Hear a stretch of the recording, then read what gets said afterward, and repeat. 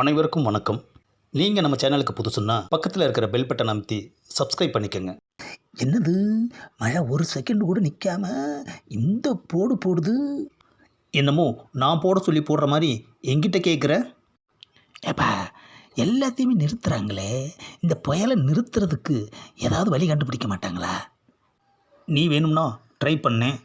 நானா கேட்டதே தப்பாக போச்சு. செவுத்தில் இருக்கிற ஃபோட்டோவெல்லாம் கழட்டி கீழே வை. ஏன்பா?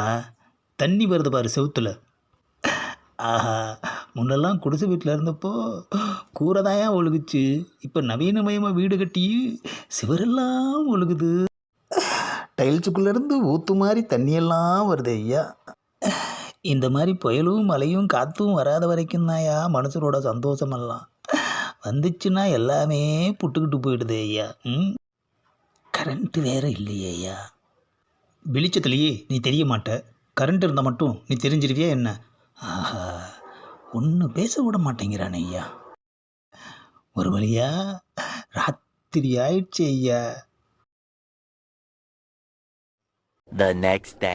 அடாடா, ஒரு வழியா விடிஞ்சிருச்சு ஐயா. மழை நின்ன பாட்டை காணமே ஐயா. மிக் ஜாம் மிக் ஜாம் மிக் ஜாம்.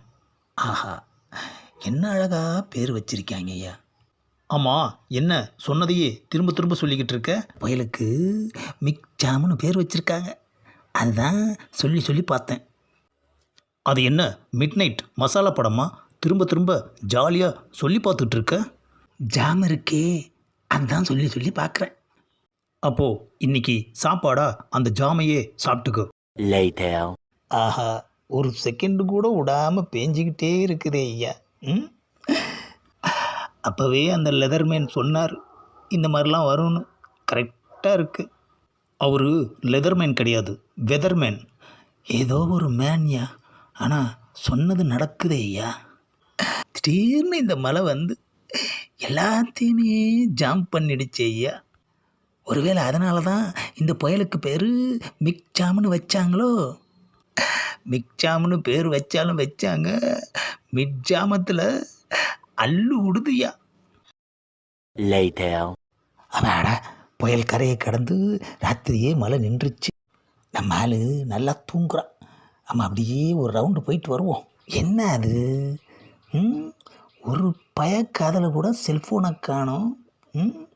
ஒரு நாள் பவர் கட்டு டவர் கட்டுக்கே மக்கள் இப்படி மாறிட்டாங்களே ஐயா. 10ல் 8 பேர் செல்ஃபோன் பேசிக்கிட்டு தானேயா இருப்பாங்க. செல்ஃபோனையே பார்க்க முடியலையே யார் கையிலையும். அப்படியே பேக்கில் 90s போன மாதிரி இருக்குது.